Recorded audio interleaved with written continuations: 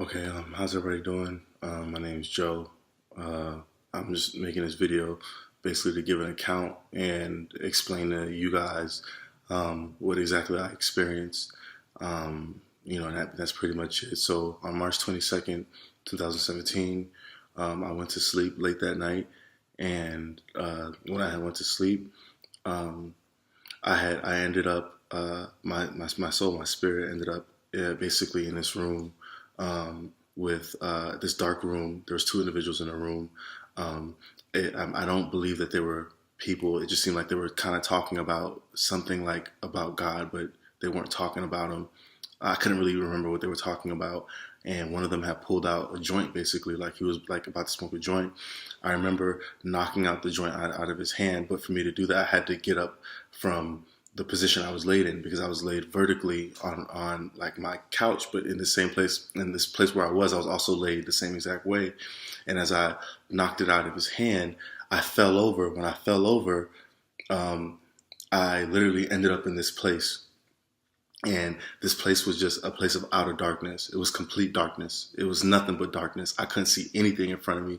I couldn't see my hands in front of me. I couldn't see or even feel like as if I had uh, any kind of knowledge of where I was or the place I was in. And I was like even trying to pull my hands in front of me, and I couldn't see my hands in front of me. And as I'm trying to figure out what's going on, because even in this world, like when you're trying to look through something, you give it a moment expecting for like your vision to adjust and for you to see more clearly, like if it's in the dark or whatever. And so I'm waiting to see for it to adjust and to see more clearly, and it remained complete darkness. And I'm talking about thick darkness. And like maybe within a minute or so of being there, like a small light began to dim a little bit behind me, as if it was something. I don't know if the light was from me or if it was a small light behind me, that was allowed me to see where, began to open up and allow me to see where I was and what I was seeing. And the thing that I was seeing was the most horrifying, terrifying thing that anybody could ever account for in this world. And what I mean by that is, what I had seen was literally a sea of people, and the people were just in silhouettes. So it seemed as if though this was a place where those who had just died are now coming up from, and you're now seeing the sea of people who are all coming up, and who have either passed or they died or they're here for the most part. These are people that are here, and there's no physical descriptions of them. They're just literally silhouettes. Like it's almost like they're I can only see their shadow image of them, and they're in front of me and they're around me. And you're talking about trillions of people, as far as my eyes can see. If you ever attended a concert or any public gathering, or even looked at through TV, and you've seen large amounts of people all in one place, or in a place where as you look ahead you see like a large crowd, you can still pretty much see past people. You can see a landscape still. This place was so many people that the landscape was people. As far as my eyes can see, there were people. As far to my left and to my right, as far as I can see, I'm seeing people. And everybody there is no interaction amongst us. Nobody's interacting with anybody. And immediately the fear that was there, it was like it was controlling the environment. It was like at that moment I had nothing but questions. I was trying to figure out where I was. Why am I here? Wow. First of all, why the appearance and the setting was so scary in itself, that I'm trying to figure out, what is this? What's going on? Am I in a dream? Like, what's going on? What's happening? And as soon as I begin to try to figure out what's going on, and right now I'm at from this moment on, I'm at a very, very, very high level of fear, and it remained that way the entire time. And it wasn't because nothing actually about the experience made it scary. Fear was literally just a part of my being. I could not be nothing but absolutely scared. And I'm talking about scared or fear, like to the point where when somebody just scares you, you get immediately scared. You may burst out, you may yell or something because you're scared, and then it begins to come down. But I'm talking about fear that stays at that level, as if somebody had just you just got caught at the highest point of how scared you were, or what fear you had, and that's all that you have the entire time. It doesn't come down. So you're like, feel like as if you basically shouldn't be able to breathe, or be normal, even handle yourself to assess anything or to use your cognitive skills or anything like that, because you're literally in this much fear. You're still able to just be in this much fear and not know what's going on. And so literally I would say like maybe there's no time, so I can't say what moments of time. I know that from there I then had been moved to these what appeared to be these caves. And so I had moved, not walked, but it was like a moving thing, like a force had brought me over to these caves, as if this is where these caves where I was supposed to go and belong. And then now it had gotten dark again to where I couldn't really see. So I'm trying to navigate through caves, and I'm kind of bumping into these fixed boundaries. I don't know what it is, where it was, but I'm just, okay, I would either go right or I would either go left. I would either turn left or then I would turn right. And I'm trying to find my way through, and I couldn't find my way through until I eventually got into this one place where it was a cave. It was a cave, and it descriptively just like a cave, but it was somewhat put into like I would say it's a club setting, but I didn't see any bars. I'm not seeing any drinking. I don't see anything like that. I just see people seem to be dancing without any music at all. No music at all. I'm not hearing any music at all, but people are almost like slow dancing as if they're just bopping their head to a tune, but there's no music playing at all. And as I'm trying to really look upon what's going on and who are these people that I'm looking at, like what's going on? Why? Because I'm still at the same height of fear. So I'm still trying to figure out how can anybody be literally enjoying their dance or whatever they're doing in this kind of environment, like in this environment. And so I look over and then I see this young, this appeared to be the only being that was there that somewhat seemed like he recognized me. Everyone else seemed like it was a controlled force as to their bop or their slow motion, two-step or whatever it was. He's looking at me. As he's looking at me, he has on these dark shades, and I'm trying to figure out, as I was thinking to myself, like I'm trying to figure out what exactly is like going on with him. Because I'm thinking in my mind, obviously, again, I want to make it clear that like when I was there, when what my thoughts were just as communicative as if you would speak. So as I would think, is how I would be able to move too. So it was like, as I would think I want to go over here to go to this part, because I'm trying to get out the cave before I had gotten to that place. I want to make a left here. I want to go here. As I would think it, boom, I would automatically just go to that place, that particular place. And it wasn't a walk. It was like a force. It was simultaneous. As I thought, then boom, it would happen. And so now back at this cave, and I'm looking at this dude, and he's like two-stepping back and forth. That's when I started to realize that he wasn't enjoying himself, that he was actually in torment. But it seemed like to be like his torment was something that he was going through within himself, but I could not see. So even his gaze upon me was of a cry of help, but there's no communication. You understand what I'm saying? So he's not saying, help me, help me, help me, help me, or he's not able to even show me that he's suffering. It's almost like I knew it, because of the look that he was looking upon me with. That even as I'm looking, but we can't. The slightest bit of interaction is not happening. We can't interact at all whatsoever. And so I'm like, oh my God. I'm like, I'm even more scared now. And I'm like, what am I doing in this place? And it was at that moment that I had thought, and it came to me that I was like, am I dead? Am I in hell? And I couldn't. That's all that was boggling over my mind, like, oh my God, I think I died. What happened? How did I get here? What am I doing here? Was the next question. It was like, what am I doing here? How did I get here? Did I die? What's going on? What's going on is literally the only thought of what I have about this present time.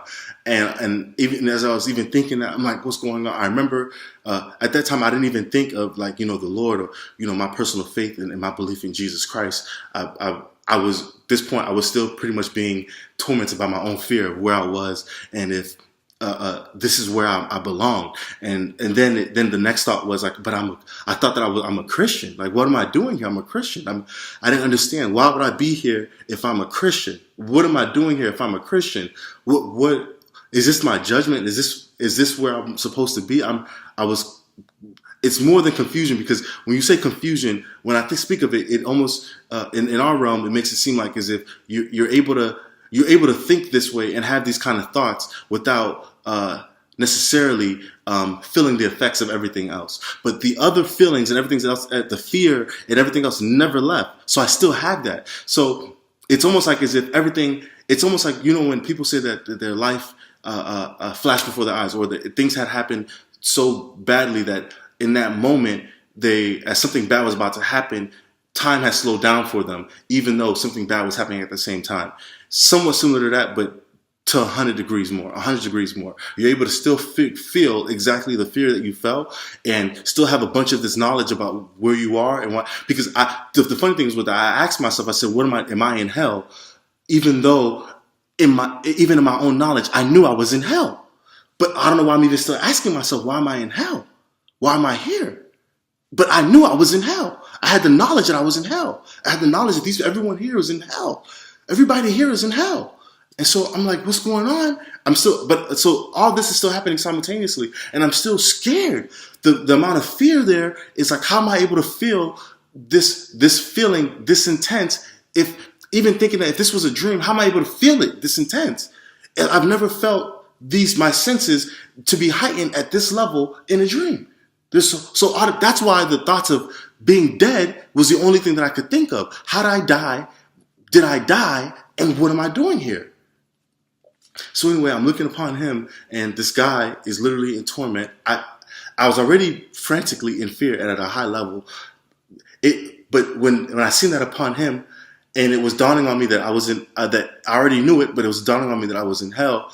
It caused me to, even be more frantic. So I immediately, I'm looking for an exit. Where's the next place I can get out of? I think, to go over here. I go towards the end of the room because I almost don't even want any of them to really even see me here. I don't even feel like I belong here. I'm trying to get out. And so in my attempt to try to get out, I go towards the other corner of the room. As I'm going to the other corner, of the cave, as I go to the other side of the cave, I can't see anything. So I'm still trying to figure out what way am I going and not going.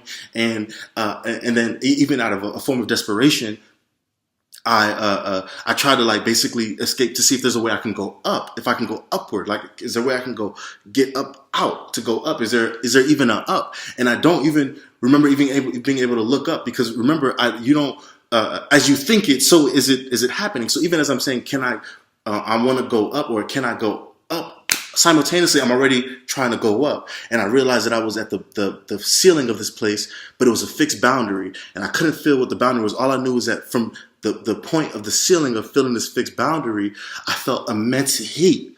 The amount of heat that I felt on top of me, the immense heat that I felt on top of me was so scary. I'm trying to explain it to you guys, and you have to understand that, for me to even do this, if people know me, for me to even do this is more than, if you know my character, is more than enough to at least let people know that this is serious for me to get to this level, to explain it, to talk about it at this level, because I'm somebody that I'm not really that open to just letting everybody into my life and and be open with my life, whether it's on social media or whatever it is, anything in this life. I'm not just open like that. I'm more of a secretive person. And so as I'm hitting the ceiling and I'm feeling this immense heat, right then and there, I was like, oh my God, I'm in hell. I couldn't even believe that I'm in hell, and that now I can actually feel the heat that is above me. The heat was so intense, even from what was above me, that I'm not seeing any physical flames, but this heat felt like as if even now, if I press my way forward, that it was enough for me to say, I don't even want to go up, because I knew that this fire would consume me, because the heat felt like real life. It felt like I was like real life heat. It still felt like the heat that you would feel here. As if you put your hand over a stove, you would feel the heat. You would literally feel the heat. You would feel the intense heat. And it was even hotter than what you would consider to be a stove. So even as I going up, it's like, and I'm coming back down, oh my God, where's all that heat coming from? Why is there this much heat on top of me? And so I'm just frantically trying to figure out where I was, what's going on. And I remember trying to say, at that point, I was like, when it had said in that I'm in hell, the only thing I could think of was to be calling out Jesus' name. I'm calling out Jesus' name. And nothing is happening. I'm saying, Jesus, Jesus, Jesus, what's going on? Jesus, Jesus. And as I'm saying, Jesus, Jesus, Jesus, nothing is happening. And then I heard an audible voice explaining to me that this is how it is down here, and that it's not what you think, that it's actually Mary down here, and that, you know, these people were enjoying themselves, the people that I had seen that were in the club. And again, I didn't really know who this audible voice was, but I understood what he was saying. I understood what was trying to be told to me, because again, there was no physical thing in front of me. I wasn't seeing a spiritual being. It was he was able to communicate with me by his own, through my thought in my own head, just to talk to me somewhat in the same way that we have voices here in our own heads now, here as we're on earth. And so he's telling me that this is Mary down here, that I should have no fear to want to come down here, and that I could do as I want, I could live as I want, and I could be here, and I would be Mary. It would be Mary. It wouldn't be an issue. There wouldn't be a problem. And even as he's saying this, so when he got towards the point where he's basically trying to convince me in my mind and my spirit, and I'm thinking, like, yo, I'm like, nah, this isn't true. What are you talking about? I'm thinking like this. I'm horrified. I'm horrified. No way. No way am I coming here. No way will I be here. Like, without a doubt, there's no way for anybody that I would come here. I would be here. I would even want to be here. I would even consider it. And so I'm thinking, and this is after me saying Jesus, I'm like, what's going on? And then I remember when I was saying that, I just went back to reverting to saying, Jesus, like, give me a Jesus, like, what's going on? Why is, I'm saying your name, like, Jesus, what's going on? And as I'm saying his name, that audible voice then got louder. And now the audible voice now was yelling at me. And what appeared in front of me seemed to be like an eye. It was an eye. It was a large eye. It was a large eye. And I remember the eye was not any eye we've ever seen on this earth. It was an eye that even appeared to have different arrays of colors in the pupil. It was a different kind of eye. And I knew that then this eye was what the voice was that I was hearing, because as he now was yelling, he said to me, you dare use that name down? You dare use that name as I've already been showing you everything down here? You dare use that name? But this was like, it's hard to explain it. It sounds like I'm saying it as if he said it that proper. Like, so to think, you have to understand that even as proper as saying that you dare use that name, that the voice that he used in saying it was a roaring, yelling, a very intimidating like voice. It was like you dare use that name. And it was so something similar like that, but heightened. I'm not doing a good job of saying it the same exact way, but it was basically infuriated that I even was saying Jesus as I was down there, and from what I was saying, and he was like, you dare use that name, you dare use that, and he began cursing at me, like, so it was like cursing at me at the same time, like, you dare use that name, blah, blah. And so even now, by seeing the eye alone, I was so frantically scared already. And the only thing in my mind was, this is Lucifer. This is the devil. This is Lucifer here yelling at me in the form of an eye, though. Just the form of an eye. I'm like, but so it seemed like as if he wasn't, his presence is somewhat throughout all hell, but obviously he can manifest himself as he wishes, as he pleases. So I'm like, yo, I'm like, Jesus, I'm even more scared. I'm saying Jesus even more now. Jesus even more now. Like, oh my God, this is Lucifer. And it was in that moment that, boom, that's when I immediately then woke up. So I didn't have any, there was no light. There was no bright shining light that came and got me. Jesus did not appear to me. None of those things happened. All I experienced is exactly what I told you. And, I woke up in such fear. Even as I woke up, I felt like I can still feel the heat on the top of my head, the heat from the being above, whether that was a lake of fire on top of me, I don't know, but I can still feel the heat. So I woke up and I'm still pretty much like, like I still felt the same terror that I was under when I was there. Now, mind you, everybody may have scary dreams. And if you have a scary dream or something, you wake up and you're still, your level of fear is still pretty much similar to what you feel when somebody scares you. It's high for that moment, a couple seconds, and it goes back down, right? So, but even for me, even now, my coming back into waking up, when the terror and the feeling of the heat, and then the terror that I had wasn't even going away. Meaning that it wasn't at the same high level, but as it was going away at a slower pace. You understand what I'm saying? Does that make sense? Like, it was a lot less slower, as how if somebody scared me, I would quickly come down and be like, okay, yeah, well, that was you, not funny, whatever. This was entirely different. I could almost still feel, even it's 2 days now, it's been 2 days, and I could almost still feel the terror of being there. And it's hard to describe that, because when you say terror, people here with our senses will only equate terror to maybe what we see, right? Maybe we see something that makes us terrified, or you're in a movie, something is going on that terror is a sense that is induced, and it can raise or be high, or whatever. I was still feeling the terror of it being at a high level and not going away, and it was coming down slowly, and I was still frantic. I was scared. I was still feeling the heat. I immediately came. I ran over to my wife, and I had to wake up and tell her, like, yo, I just had the worst nightmare, or whatever. I had the worst nightmare. I'm still kind of disoriented, because I'm not really sure if I'm really out, because being there and understanding the concept of eternity, that I couldn't get out. And that's another thing that I want to touch on. Because remember, again, the reason why it seems like I'm describing this stuff out of sequence is because it's all happening simultaneously. So remember, I said that I had the knowledge. So even though I'm not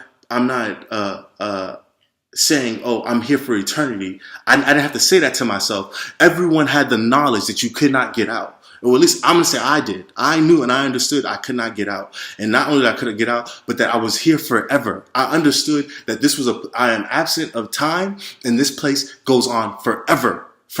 And I understood that. And I think it was a part of the fear. It was a part of the terror, that all this stuff that I have knowledge of, instantly I'm completely all knowing. I'm all knowing. I know it all. I know it. Even though I'm even questioning all the things that I know to be true. The same way we know I'm breathing air because oxygen goes to our lungs. We learn common things here, the natural laws on this earth. We know it. We just know it because we know it, either because even if it's not explained to you, you just know it to be that way. So it's the same exact way. I just knew that I was here forever. I was stuck here forever. I couldn't get out. And what was going on was being controlled. And that was the worst part about it. That was the worst part about the entire experience. That was the worst part. The worst part, and the worst part of the lack of hopelessness, and that nobody can interact with anybody else. Nobody. There's even comfort in being in an oppressive state. There's comfort. A good example. I'm being real. Me being a black person, it's comfort. There's still comfort to feeling like, or knowing that, your struggle of what you go through to overcome, racial disparities or racial discrimination or biases, that I'm enduring it amongst a group. There's a certain level of comfort there, and feeling, and in everybody's own heart. Or if you're in jail, even people in jail have a comfort that they're not the only ones in jail. Even if they're in solitude, they understand that there's other people here, and that this is something that others are enduring with them.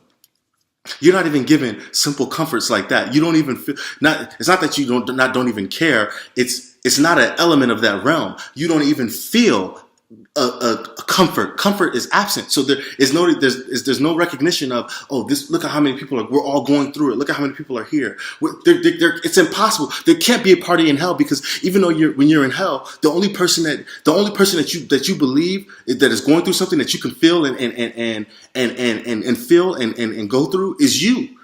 The only thing you can be, even if you're there with millions upon trillions of people, you feel as lonely as if you're the only one there. And that's hard to explain. You feel like you're the only one there. That's exactly what it was. Exactly. So absent comfort, absent no interaction. Everything that appears to be even slightly good is not there at all. So it's horrifying. And mind you, again, like I'm saying, it's not because I had the knowledge of all these things that I was horrified. Horror and terror was a part of the elements, the environment. It was a part of the environment. It was exactly, you could not even choose to be at a different level of fear if you even want to, because you don't even have the cognitive abilities to decide to yourself that I'm not going to be scared, or what's really going on. Let me figure out before I just, act frantic. There is the cognitive functions that we have here are completely absent. And that's what people need to understand, that there's no controlling of it. A lot of the things the very small things that you take for granted, that you have autonomy over, that you have autonomy in mind, you have autonomy in movement, you have autonomy in what you think and how you think and what happens and what's going to happen. All that stuff is literally, it's good. I realize it's a good characteristic. It's a good thing that you have autonomy. It's a good thing. So imagine absent anything that's good. Imagine no interaction. Family, you can't even consider family. Your family, you're not even considering your family. At this, as far as you're concerned, you even understand the aspect of that even your familial ties that you consider to be family is somewhat minute. It doesn't really exist. Blood relations are just physical, but the spirit is enduring on its own. You won't even consider yourself to have brothers and sisters and those of loved ones. The only kindred you have is maybe those you have. I don't even know how anyone can even have the ability. For me, I didn't have an experience where I was able to have the ability to even think of loved ones. All I could endure and deal with was what was presently controlling me in that environment. And nothing else mattered. Nothing else mattered. Nothing else mattered. And so that's why I'm sharing this, because I feel like people need to hear this stuff. And I feel like I've been the person that I've seen tons of these near-death experiences, or at least people with near-death experiences, or have testimonies on the website or on YouTube talking about how they experience hell. And again, it's when somebody is explaining it to you, I already understand that unless this is meant for you to hear it.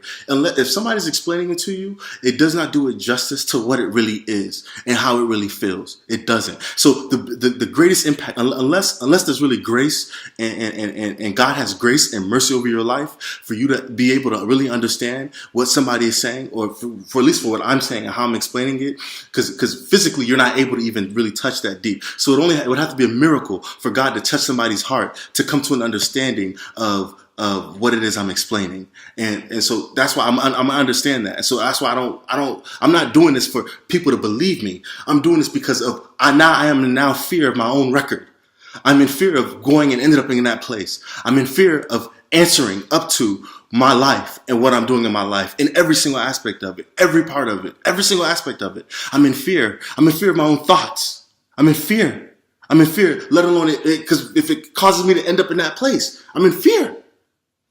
And even if I'm not supposed to be in fear, I still feel some of the terror and some of the things. It's only been 2 days, so I'm still pretty much dealing with the feelings of all of it, and the memory of it. You know what I'm saying? So I just wanted to share this, man, for somebody who maybe wanted to stumbled across this video and they're undecided and they're not sure. They don't really know, what's going on, or whether you believe in Christ or you don't.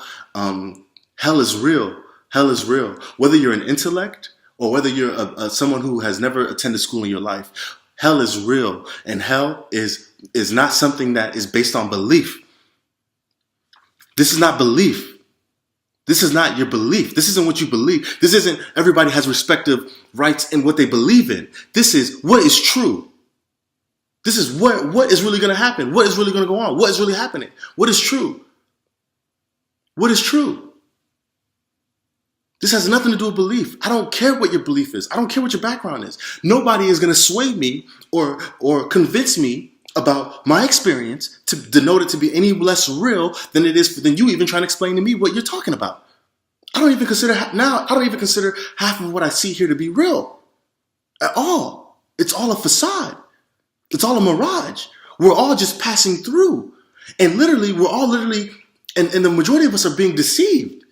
And the devil is deceiving us, and it's all deceptive to make us think that we actually have these abilities, and our autonomy can't be taken away, and this stuff can't be taken. That this life is really forever. Listen to me. There's no such thing as YOLO or living for the moment. You're gonna have all the time in the world to live for the moment, in terror, for the rest, for eternity.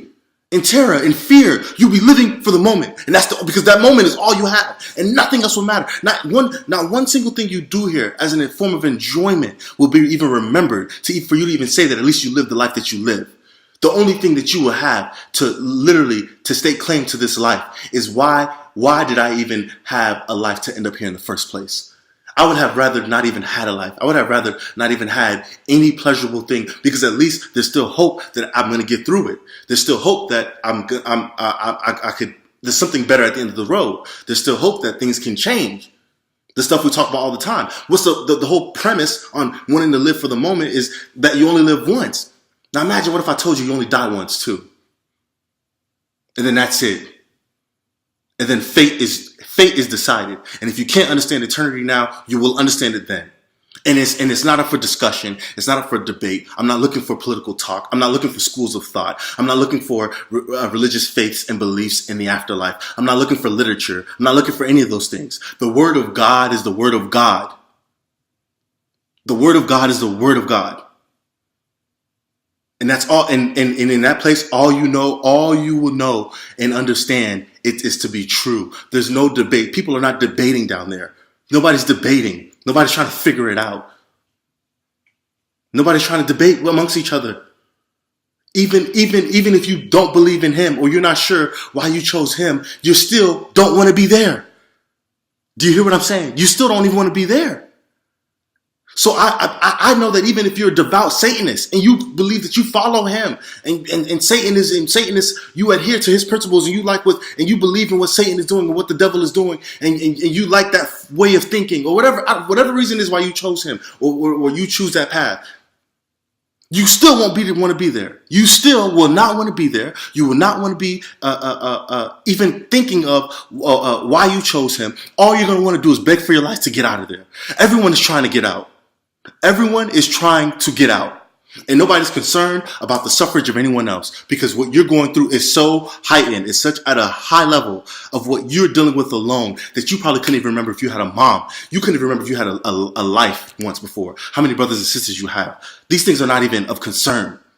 Who's your loved one? Where's your kids? None of that stuff. None of it matters. None of it. None of it.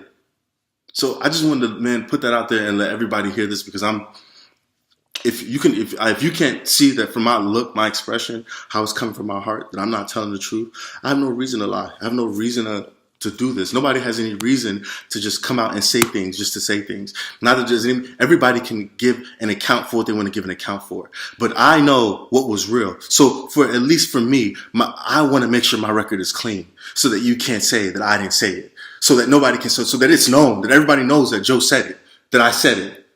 I want everybody to know that Joe said it, that I said it. That's how important it is to me not to be there. Yes, I said it. And I'm telling everybody, say what you want to say about me. I don't care. I said it. I said it. And I told you. So my hands are washed because I told you. I told you because I'm now going to be accountable for how I'm going to live my life from this day forth. So, and that's the most honest I can be with people. If I love you, then that's the most honest thing that I can do. And I could tell you, you can write it off. You know, more than half of people maybe can write it off and live your life here. You can continue to live your life here. But like I said, it's everybody going to have their day. And that's not going to stop. That's the one thing that nobody can overrule or overrun. So as long as you have your day, you're going to have your date. When they say the day you were born, now here comes the experience of the day that you die. You can't say that you didn't hear it. At least not from me. You can't say. Because in this also will at least be my eternal proof of record. Of me letting people know that this was real. That hell is real. Hell is real. There's no such thing as coming close as Christians. If you even debate in your mind, if you got to even review your record to figure out whether or not you're going, you're already probably on the wrong side. Because I'm telling you right now, the decision is unanimous. We're not looking for majority vote. There's no board in heaven. There's not a majority vote as to who's going and whether you're going or not. There's no politicking. It's unanimous. Either the Lord knows you or he doesn't.